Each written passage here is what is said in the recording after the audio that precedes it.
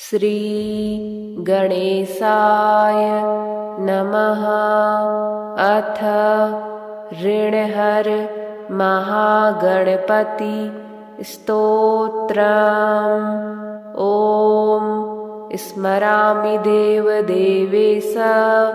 वक्रतुण्डं महाबल षडक्षरं कृपासिन्धु।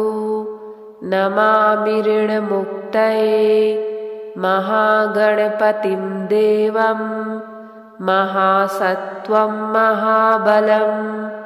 महाविघ्नहरं सौम्यं। नमामि ऋणमुक्तये एकाक्षरम् एकदन्तम् एकब्रह्म सनातनम् एकमेवाद्वितीयं च। नमामि ऋणमुक्तये शुक्लाम्बरं शुक्लवर्णं शुक्लगन्धानुलेपनं सर्वशुक्लमयं देवं। नमामि ऋणमुक्तये रक्ताम्बरं रक्तवर्णं रक्तगन्धानुलेपनं रक्तपुष्पैः पूज्यमानं। नमामि ऋणमुक्तये कृष्णाम्बरं कृष्णवर्णं कृष्णगन्धानुलेपनं कृष्णपुष्पैः पूज्यमानं। नमामि ऋणमुक्तये पीताम्बरं पीतवर्णं पीतगन्धानुलेपनं पीतपुष्पैः पूज्यमानं। नमामि ऋणमुक्तये नीलाम्बरं नीलवर्णं नीलगन्धानुलेपनं नीलपुष्पैः पूज्यमानं। नमामि ऋणमुक्तये धूम्राम्बरं धूम्रवर्णं धूम्रगन्धानुलेपनं धूम्रपुष्पैः पूज्यमानं। नमामि ऋणमुक्तये सर्वाम्बरं सर्ववर्णं सर्वगन्धानुलेपनं सर्वपुष्पैः पूज्यमानं। नमामि ऋणमुक्तये भद्रजातं च रूपं च पाशाङ्कुशधरं शुभं सर्वविघ्नहरं देवं। नमामि ऋणमुक्तये यः पठेत् ऋणहरं स्तोत्रं प्रातः काले सुधीनरः षण्मासाभ्यन्तरे चैव ऋणच्छेदो भविष्यति। ॐ स्मरामि देवदेवेश वक्रतुण्डं महाबल षडक्षरं कृपासिन्धु। नमामि ऋणमुक्तये महागणपतिं देवं महासत्त्वं महाबलं महाविघ्नहरं सौम्यं। नमामि ऋणमुक्तये एकाक्षरम् एकदन्तम् एकब्रह्म सनातनम् एकमेवाद्वितीयं च। नमामि ऋणमुक्तये शुक्लाम्बरं शुक्लवर्णं शुक्लगन्धानुलेपनं सर्वशुक्लमयं देवं। नमामि ऋणमुक्तये रक्ताम्बरं रक्तवर्णं रक्तगन्धानुलेपनं रक्तपुष्पैः पूज्यमानं। नमामि ऋणमुक्तये कृष्णाम्बरं कृष्णवर्णं कृष्णगन्धानुलेपनं कृष्णपुष्पैः पूज्यमानं। नमामि ऋणमुक्तये पीताम्बरं पीतवर्णं पीतगन्धानुलेपनं पीतपुष्पैः पूज्यमानं नमामि ऋणमुक्तये नीलाम्बरं नीलवर्णं नीलगन्धानुलेपनं नीलपुष्पैः पूज्यमानं नमामि ऋणमुक्तये धूम्राम्बरं धूम्रवर्णं धूम्रगन्धानुलेपनं धूम्रपुष्पैः पूज्यमानं नमामि ऋणमुक्तये सर्वाम्बरं सर्ववर्णं सर्वगन्धानुलेपनं सर्वपुष्पैः पूज्यमानं नमामि ऋणमुक्तये भद्रजातं च रूपं च पाशाङ्कुशधरं शुभं सर्वविघ्नहरं देवं नमामि ऋणमुक्तये यः पठेत् ऋणहरं स्तोत्रं प्रातःकाले सुधीनरः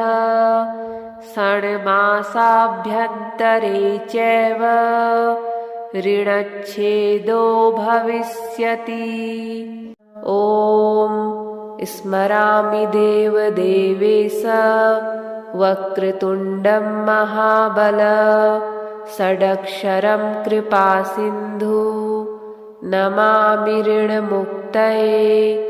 महागणपतिं देवं महासत्त्वं महाबलं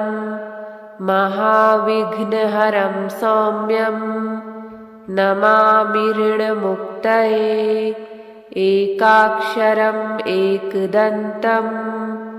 एकब्रह्म सनातनम् एकमेवाद्वितीयं च नमामि ऋणमुक्तये शुक्लाम्बरं शुक्लवर्णं शुक्लगन्धानुलेपनं सर्वशुक्लमयं देवं नमामि ऋणमुक्तये रक्ताम्बरं रक्तवर्णं रक्तगन्धानुलेपनं रक्तपुष्पैः पूज्यमानं नमामि ऋणमुक्तये कृष्णाम्बरं कृष्णवर्णं कृष्णगन्धानुलेपनं कृष्णपुष्पैः पूज्यमानं नमामि ऋणमुक्तये पीताम्बरं पीतवर्णं पीतगन्धानुलेपनं पीतपुष्पैः पूज्यमानं नमामि ऋणमुक्तये नीलाम्बरं नीलवर्णं नीलगन्धानुलेपनं नीलपुष्पैः पूज्यमानं नमामि ऋणमुक्तये धूम्राम्बरं धूम्रवर्णं धूम्रगन्धानुलेपनं धूम्रपुष्पैः पूज्यमानं नमामि ऋणमुक्तये सर्वाम्बरं सर्ववर्णं सर्वगन्धानुलेपनं सर्वपुष्पैः पूज्यमानं नमामि ऋणमुक्तये भद्रजातं च रूपं च पाशाङ्कुशधरं शुभं सर्वविघ्नहरं देवं नमामि ऋणमुक्तये यः पठेत् ऋणहरं स्तोत्रं प्रातःकाले सुधीनरः षण्मासाभ्यन्तरे चैव ऋणच्छेदो भविष्यति। ॐ स्मरामि देवदेवेश वक्रतुण्डं महाबल षडक्षरं कृपासिन्धु नमामि ऋणमुक्तये महागणपतिं देवं महासत्त्वं महाबलं महाविघ्नहरं सौम्यं नमामि ऋणमुक्तये एकाक्षरम् एकदन्तम् एकब्रह्म सनातनम् एकमेवाद्वितीयं च नमामि ऋणमुक्तये शुक्लाम्बरं शुक्लवर्णं शुक्लगन्धानुलेपनं सर्वशुक्लमयं देवं नमामि ऋणमुक्तये रक्ताम्बरं रक्तवर्णं रक्तगन्धानुलेपनं रक्तपुष्पैः पूज्यमानं नमामि ऋणमुक्तये कृष्णाम्बरं कृष्णवर्णं कृष्णगन्धानुलेपनं कृष्णपुष्पैः पूज्यमानं नमामि ऋणमुक्तये पीताम्बरं पीतवर्णं पीतगन्धानुलेपनं पीतपुष्पैः पूज्यमानं नमामि ऋणमुक्तये नीलाम्बरं नीलवर्णं नीलगन्धानुलेपनं नीलपुष्पैः पूज्यमानं नमामि ऋणमुक्तये धूम्राम्बरं धूम्रवर्णं धूम्रगन्धानुलेपनं धूम्रपुष्पैः पूज्यमानं नमामि ऋणमुक्तये सर्वाम्बरं सर्ववर्णं सर्वगन्धानुलेपनं सर्वपुष्पैः पूज्यमानं नमामि ऋणमुक्तये भद्रजातं च रूपं च पाशाङ्कुशधरं शुभं सर्वविघ्नहरं देवं नमामि ऋणमुक्तये यः पठेत् ऋणहरं स्तोत्रं प्रातःकाले सुधीनरः षण्मासाभ्यन्तरे चैव ऋणच्छेदो भविष्यति। ॐ स्मरामि देवदेवेश वक्रतुण्डं महाबल षडक्षरं कृपासिन्धु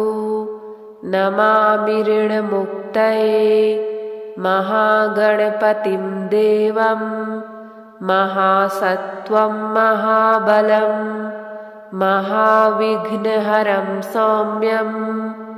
नमामि ऋणमुक्तये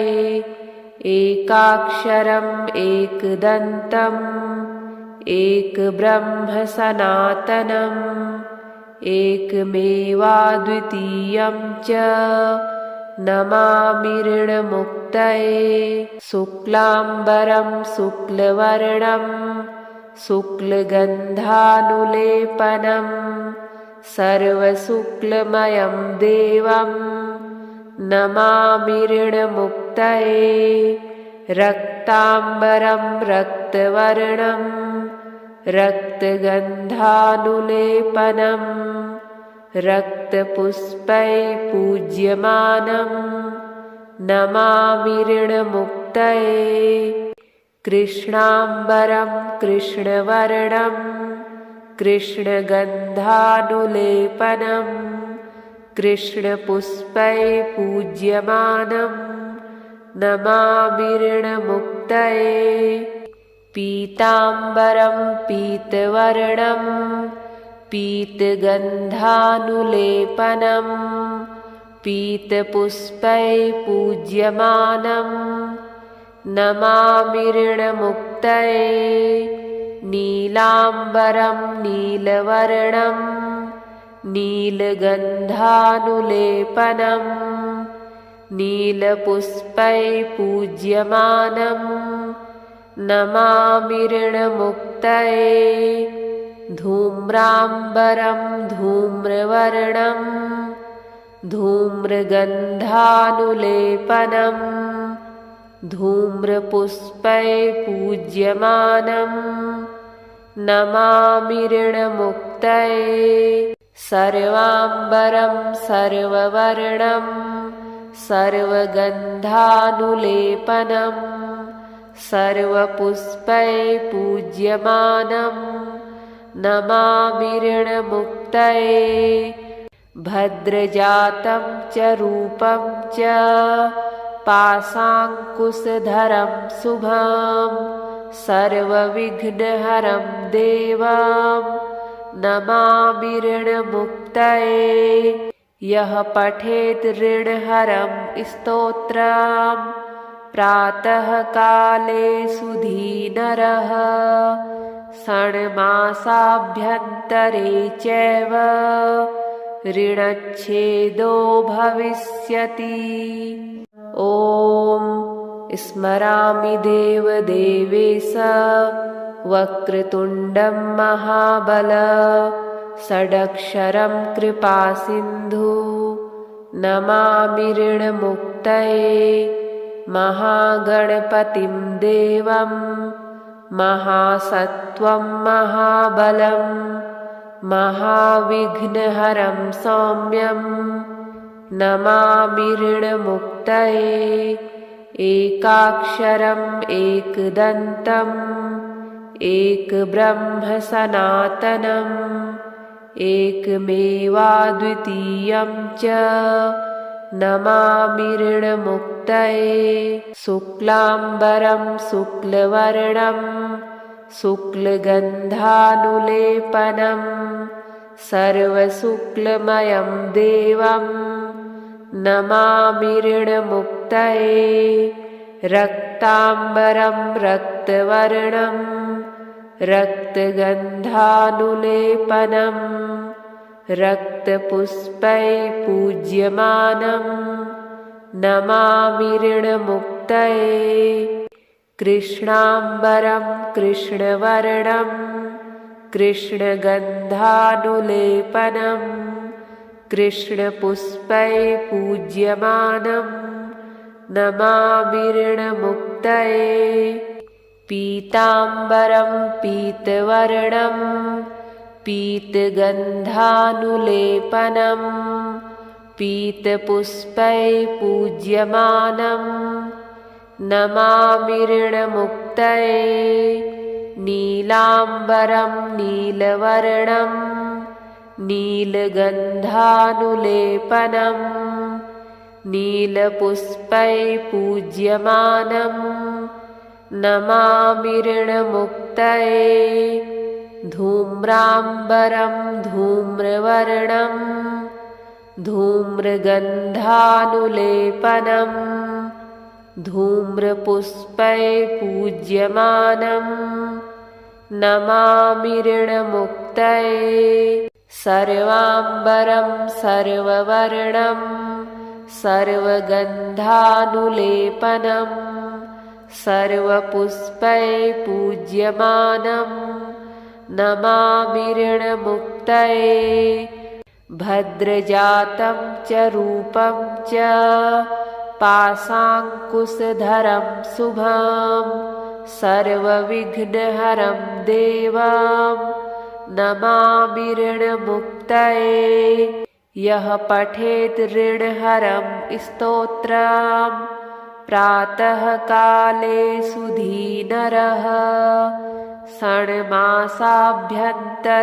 चैव ऋणच्छेदो भविष्यति। ॐ स्मरामि देवदेवेश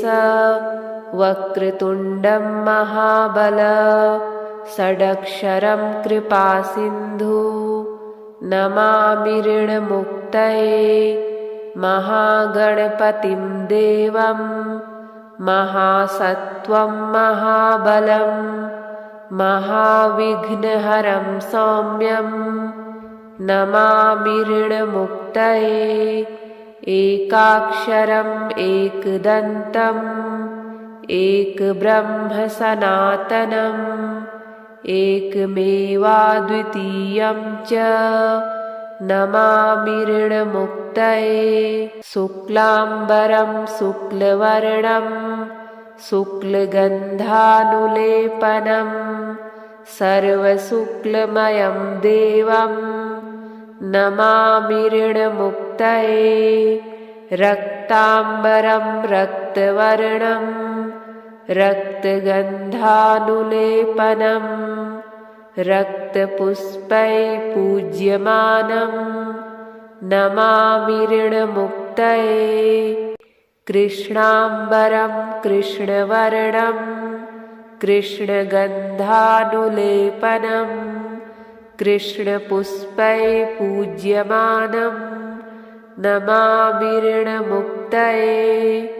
पीताम्बरं पीतवर्णं पीतगन्धानुलेपनं पीतपुष्पै पूज्यमानं नमामि ऋणमुक्तये नीलाम्बरं नीलवर्णं नीलगन्धानुलेपनं नीलपुष्पै पूज्यमानं नमामि ऋणमुक्तये धूम्राम्बरं धूम्रवर्णं धूम्रगन्धानुलेपनं धूम्रपुष्पै पूज्यमानं नमामि ऋणमुक्तये सर्वाम्बरं सर्ववर्णं सर्वगन्धानुलेपनं सर्वपुष्पै पूज्यमानं नमामि ऋणमुक्तये भद्रजातं च रूपं च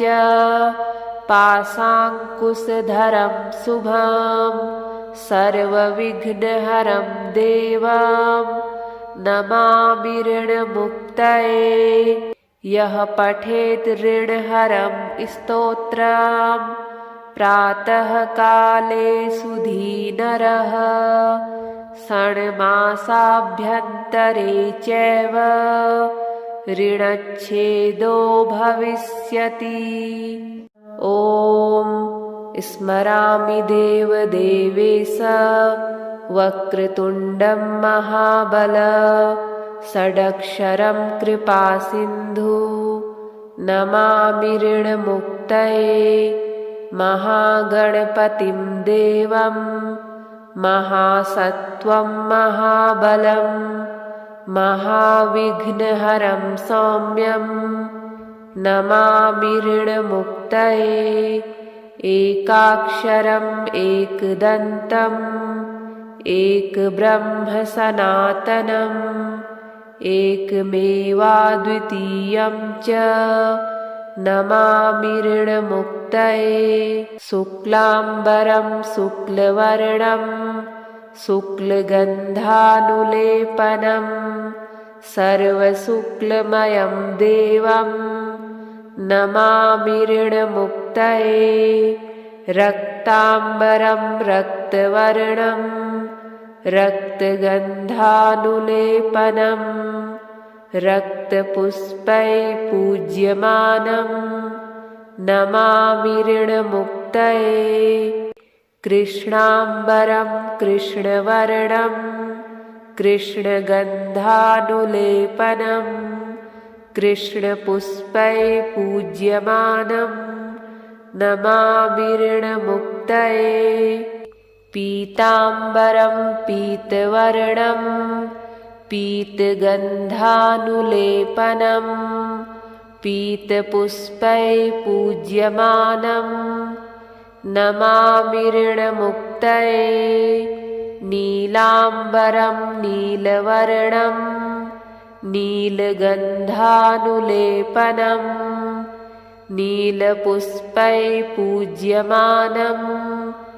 नमामि ऋणमुक्तये धूम्राम्बरं धूम्रवर्णं धूम्रगन्धानुलेपनं धूम्रपुष्पैः पूज्यमानं नमामि ऋणमुक्तये सर्वाम्बरं सर्ववर्णं सर्वगन्धानुलेपनं सर्वपुष्पैः पूज्यमानं नमामि ऋणमुक्तये भद्रजातं च रूपं च पाशाङ्कुशधरं शुभं सर्वविघ्नहरं देवं नमामि ऋणमुक्तये यः पठेत् ऋणहरं स्तोत्रं प्रातःकाले सुधीनरः षण्मासाभ्यन्तरे चैव ऋणच्छेदो भविष्यति। ॐ स्मरामि देवदेवेश वक्रतुण्डं महाबल षडक्षरं कृपासिन्धु नमामि ऋणमुक्तये महागणपतिं देवं महासत्त्वं महाबलं महाविघ्नहरं सौम्यं नमामि ऋणमुक्तये एकाक्षरम् एकदन्तम् एकब्रह्म सनातनम् एकमेवाद्वितीयं च नमामि ऋणमुक्तये शुक्लाम्बरं शुक्लवर्णं शुक्लगन्धानुलेपनं सर्वशुक्लमयं देवं नमामि ऋणमुक्तये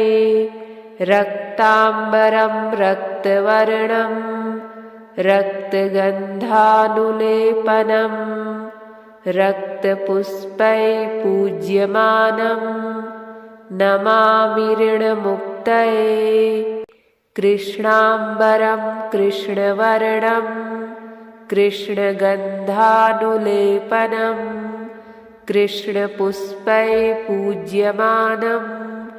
नमामि ऋणमुक्तये पीताम्बरं पीतवर्णं पीतगन्धानुलेपनं पीतपुष्पैः पूज्यमानं नमामि ऋणमुक्तये नीलाम्बरं नीलवर्णं नीलगन्धानुलेपनं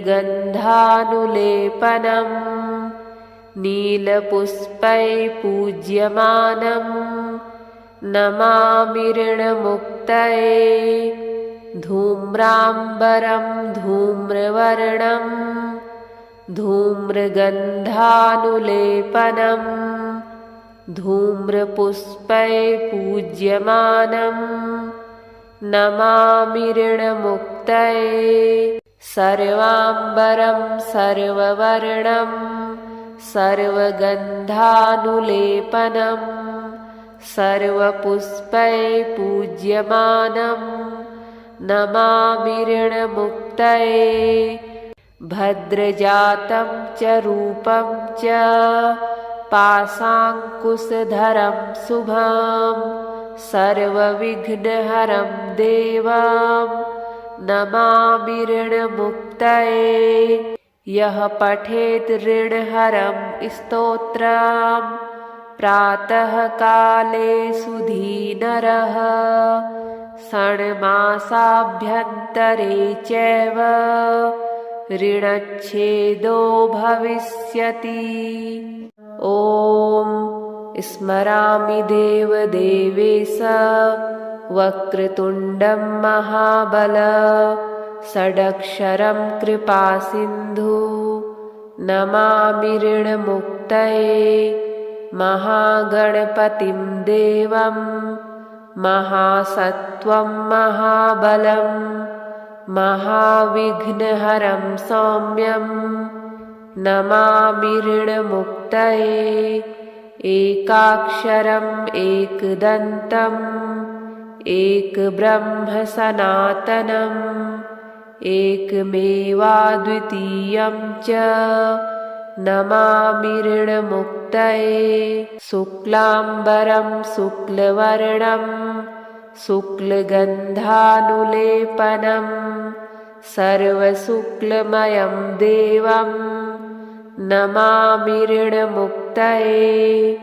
रक्ताम्बरं रक्तवर्णं रक्तगन्धानुलेपनं रक्तपुष्पैः पूज्यमानं नमामि ऋणमुक्तये कृष्णाम्बरं कृष्णवर्णं कृष्णगन्धानुलेपनं कृष्णपुष्पैः पूज्यमानं नमामि ऋणमुक्तये पीताम्बरं पीतवर्णं पीतगन्धानुलेपनं पीतपुष्पैः पूज्यमानं नमामि ऋणमुक्तये नीलाम्बरं नीलवर्णं नीलगन्धानुलेपनं नीलपुष्पैः पूज्यमानं नमामि ऋणमुक्तये धूम्राम्बरं धूम्रवर्णं धूम्रगन्धानुलेपनं धूम्रपुष्पैः पूज्यमानं नमामि ऋणमुक्तये सर्वाम्बरं सर्ववर्णं सर्वगन्धानुलेपनं सर्वपुष्पैः पूज्यमानं नमामि ऋणमुक्तये भद्रजातं च रूपं च पाशाङ्कुशधरं शुभं सर्वविघ्नहरं देवं नमामि ऋणमुक्तये यः पठेत् ऋणहरं स्तोत्रं प्रातःकाले सुधीनरः षण्मासाभ्यन्तरे चैव ऋणच्छेदो भविष्यति। ॐ स्मरामि देवदेवेश वक्रतुण्डं महाबल षडक्षरं कृपासिन्धु नमामि ऋणमुक्तये महागणपतिं देवं महासत्त्वं महाबलं महाविघ्नहरं सौम्यं नमामि ऋणमुक्तये एकाक्षरम् एकदन्तम् एकब्रह्म सनातनम् एकमेवाद्वितीयं च नमामि ऋणमुक्तये शुक्लाम्बरं शुक्लवर्णं शुक्लगन्धानुलेपनं सर्वशुक्लमयं देवं नमामि ऋणमुक्तये रक्ताम्बरं रक्तवर्णं रक्तगन्धानुलेपनं रक्तपुष्पैः पूज्यमानं नमामि ऋणमुक्तये कृष्णाम्बरं कृष्णवर्णं कृष्णगन्धानुलेपनं कृष्णपुष्पैः पूज्यमानं नमामि ऋणमुक्तये पीताम्बरं पीतवर्णं पीतगन्धानुलेपनं पीतपुष्पैः पूज्यमानं नमामि ऋणमुक्तये